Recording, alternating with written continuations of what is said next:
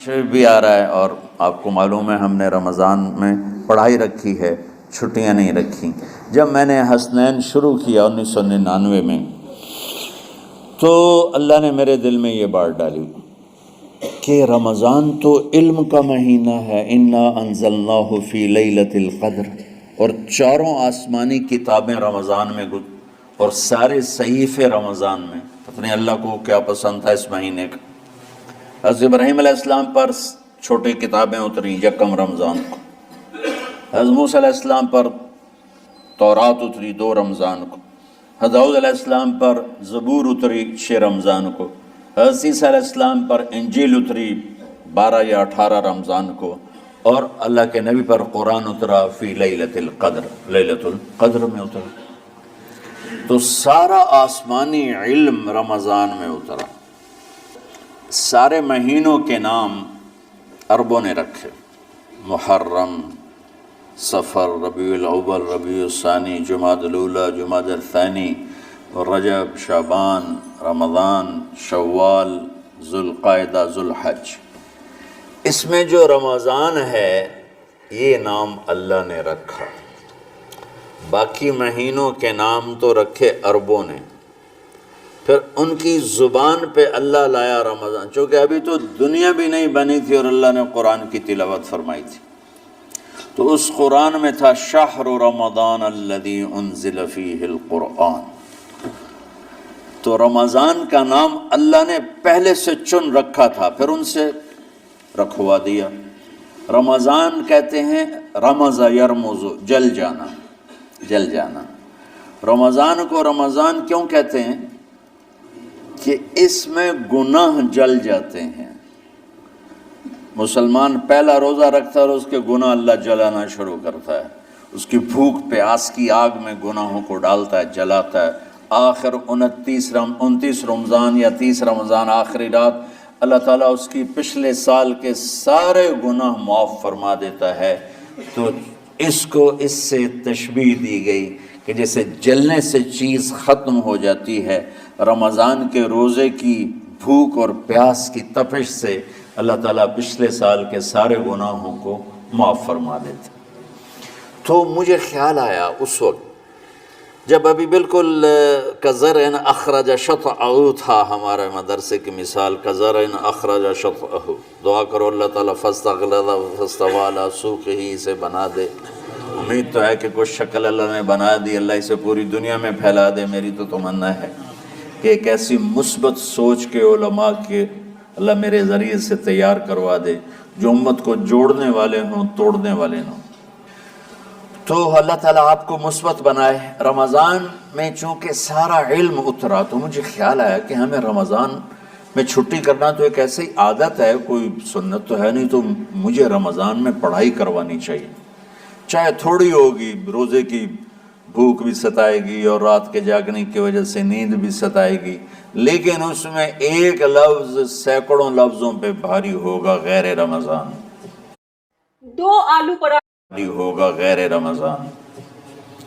تو میں کراچی گیا اور مفتی تقی صاحب دامت برکاتہم سے سب سے پہلے جا کے مشورہ کیا کہ حضرت میں چاہتا ہوں کہ رمضان میں چھٹی نہ ہو، پڑھائی ہو۔ اس وقت رمضان سردیوں میں تھا، تو وہ بڑے خوش ہوئے، کہنے لگے یہ تو بہت اچھی بات۔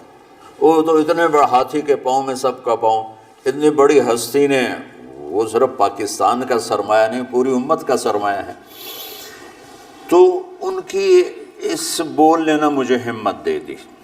تو پھر میں نے یہاں آ کر تو ہم نے رمضان میں سبق شروع، اس وقت ذرا میری ہمت تھی تو میں رات کو پڑھاتا بھی تھا، بیان بھی کرتا تھا۔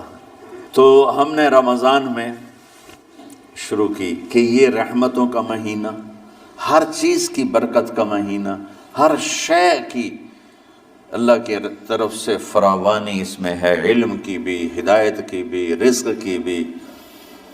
غریب سے غریب آدمی بھی سموسے بنا کے بیٹھا ہوتا ہے، پکوڑے بنا کے بیٹھا ہوتا ہے، اور دسترخوان پہ ایک کی بجائے 3 چیزیں پڑی ہوتی ہیں۔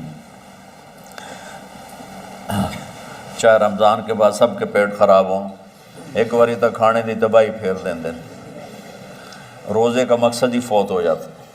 روزہ جو ہوتا ہے بھوک کے لیے، پر وہ اتنا کھاتے ہیں کہ سحری کا کھانا افطاری تک ہضم نہیں ہوتا، اور افطاری کا کھانا سحری تک ہضم نہیں ہوتا، پر انہیں دونوں کا ہی کھاونا ہے۔ کہتا بھوک نہ لگے، بھوک نہ لگے۔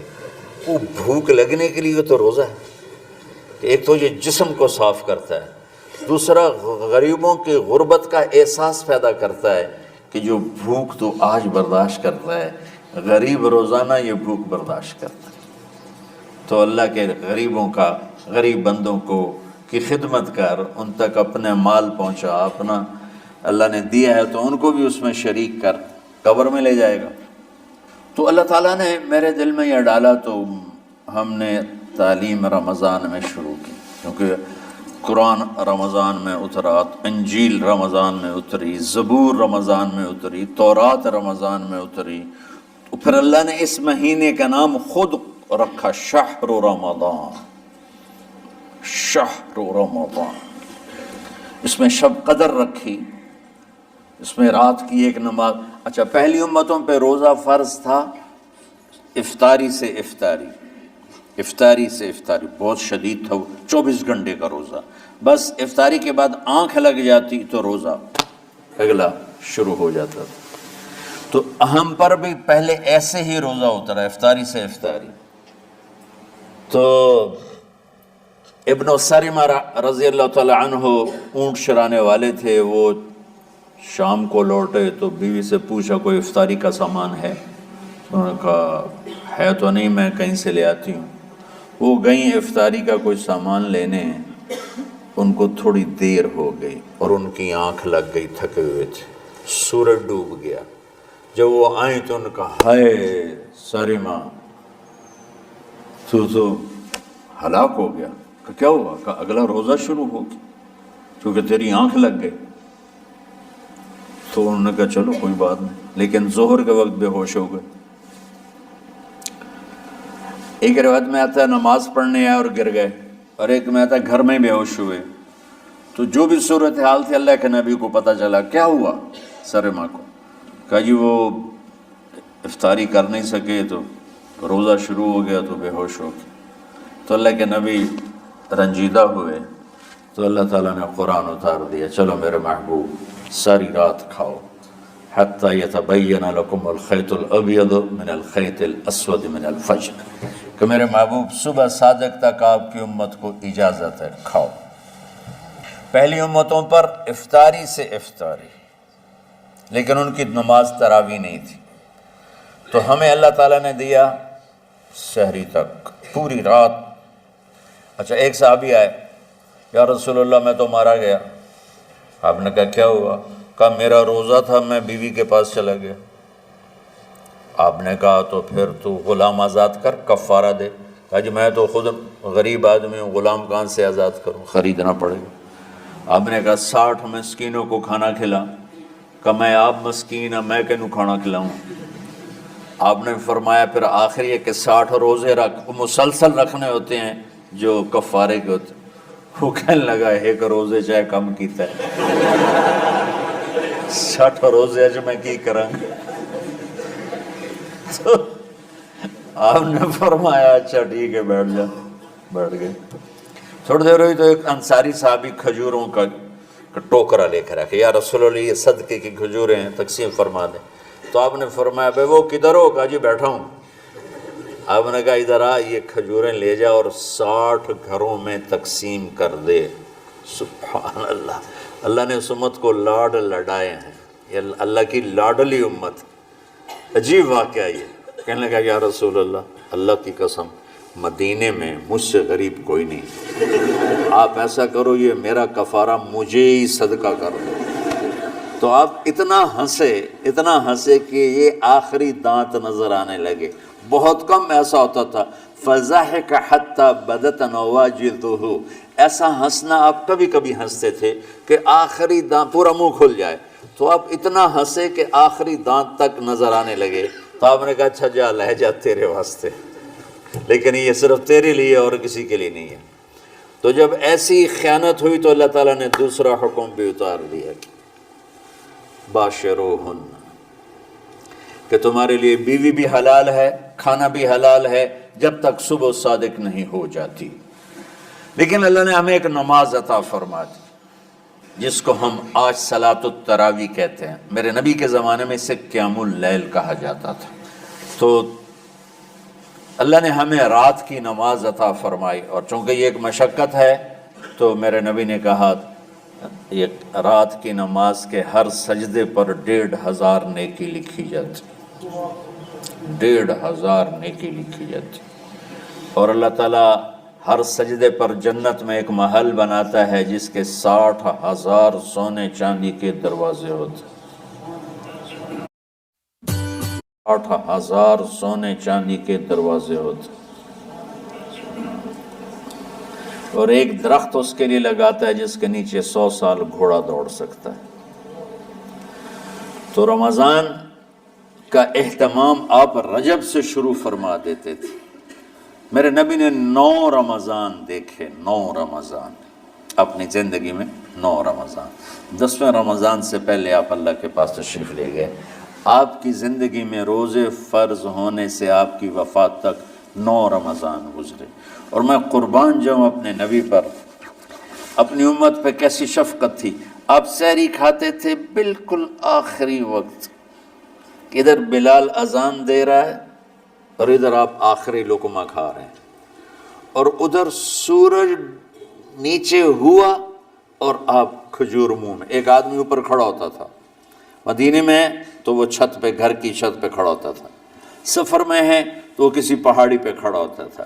جو ہی سورج کا کنارہ نیچے جاتا اب فوراً وہ کہتا یا رسول اللہ قد غربت، تو آپ کھجور منہ میں ڈال لیتے تھے یا پانی. کبھی پانی سے افطار فرماتے تھے، کبھی کھجور سے افطار فرماتے تھے کہ میری امت پہ بھوک کا وقت کم سے کم آئے. آج کل جو یہ ہمارے افطاری کے اوقات ہیں نا، یہ سورج ڈوبنے کے بھی 2-2.5 منٹ بعد کے ہیں کہ احتیاطاً، ٹھیک ہے چلو احتیاط کر لو کوئی مسئلہ نہیں، لیکن اصل ہے ادھر چونکہ اب سورج ہمیں نظر ہی نہیں آتا ہے، اس طرح ہم گھرے ہوئے ہیں شہروں میں. دیہاتوں میں بھی اب اس طرح کا ماحول ہے کہ وہ نظر نہیں آتا ہے. تو بہتر کہ ادھر سورج غائب ہو، ادھر لقمہ منہ میں جائے. لیکن یہ تب ہے جب آپ نظر آ رہا ہو. اب جب آپ یہاں بیٹھے ہو حسنین میں تو یہاں تو کوئی سورج نظر نہیں آئے گا، یہاں تو مینار ہی نظر آئے گا. تو لہٰذا احتیاط ٹھیک. ہمارے اہل حدیث بھائی وہ 2 منٹ پہلے ہم سے افطار کرتے ہیں، تو بڑی اچھی بات ہے کہ سورج کے غروب ہونے کا جو اصل وقت ہے اس کے ساتھ ہی افطار کرنا. اس سحری میں ایک واقعہ سناتا ہوں. آپ سحری کھا رہے تھے، بکرے کی سری پکی ہوئی تھی، تو مولا علی رضی اللہ تعالیٰ عنہ اور عرباض بن ساریہ رضی اللہ تعالیٰ عنہ آپ کے ساتھ کھانا کھا رہے تھے. تو حضرت بلال ہے، یا رسول اللہ وقت ختم ہو گیا ہے، میں اذان دینے جا رہا ہوں، آپ برائے مہربانی کھانا پینا بند کریں. اور یہ کہہ کر چلے گئے. چھت، ایک انصاری عورت تھی، اس کے گھر کی چھت پہ چڑھ کے اذان دیتے تھے. چڑھنے لگے تو پھر واپس آئے کہ دیکھوں اللہ کے نبی نے کھانا چھوڑ دیا یا نہیں. آگے دیکھا تو وہ کھا رہے تھے. انہوں نے کہا یا رسول اللہ واللہ لقد اصبحت، یا رسول اللہ اللہ کی قسم سحری کا وقت ختم ہو گیا، صبح ہو گئی. تو آپ نے ہاتھ پیچھے کر لیا، کہہ رہے تیرا بھلا ہو بلال، ابھی وقت باقی تھا، تیرے قسم کھانے پر اللہ نے اس کو پہلے نکال دیا کہ تیری قسم کہیں جھوٹی نہ پڑ جائے. تو حضرت علی نے فرمایا کہ اگر بلال قسم نہ کھاتے تو جب تک میرے نبی کھاتے رہتے صبح صادق نہیں ہونی تھی. تو بالکل آخری وقت میں آپ کھاتے تھے تاکہ کم سے کم وقت امت پہ بھوک کا آئے. تو اللہ تعالیٰ آپ کے علم میں برکت دے. رمضان علم کا مہینہ ہے، سونے کا نہیں ہے، کھانے کا نہیں ہے، سموسے پکوڑے کا نہیں ہے. رمضان علم کا مہینہ، شب قدر اس میں ہے، اللہ کا عرش پہلے آسمانوں پر ہے، سارا دن ساری رات اللہ کے اعلان ہو رہے ہیں، کوئی بخشش چاہنے والا، کوئی معافی چاہنے والا، کوئی رزق چاہنے والا، کوئی ہدایت چاہنے والا، کوئی شفا چاہنے والا. اور فرشتوں کے اعلان ہو رہے ہیں، بھلائی کرنے والے آگے بڑھ، برائی کرنے والے بس کر دے. تو جو رحمت رمضان میں میرے نبی نے فرمایا اگر میری امت کو پتہ چل جائے کہ رمضان کیا ہے تو یہ تمنا کریں گے کہ کاش سارا سال ہی رمضان ہوتا۔ تو بچوں آپ خوش قسمت ہیں کہ آپ کا جو رمضان ہے وہ علم کی طلب میں ہے۔ اس میں اگر آپ سوئے بھی ہوگے نا تو آپ کو وہ اجر ملے گا جو نفلیں پڑھنے والوں کو بھی نہیں ملے گا۔ ایک شخص آیا کہ یا رسول اللہ، اب دیکھو آپ اللہ کے راستے میں ہو، آپ اللہ کے راستے میں ہو۔ ایک شخص آیا، یا رسول اللہ کیا میں کچھ مال خرچ کر کے اللہ کے راستے میں جانے والے کا اجر لے سکتا ہوں؟ آپ نے فرمایا کتنے ہیں تیرے پاس؟ کہنے لگا جی 6000۔ اس دور میں 6000 بہت بڑی دولت تھی۔ تو آپ نے اسے فرمایا کہ تو 6000 تو کچھ کہہ رہا ہے اور میں یہ کہہ رہا ہوں تو سارے بھی خرچ کر دے تو جو اللہ کے راستے میں سویا ہوا ہے اس کی نیند کے اجر کو بھی نہیں پا سکتا۔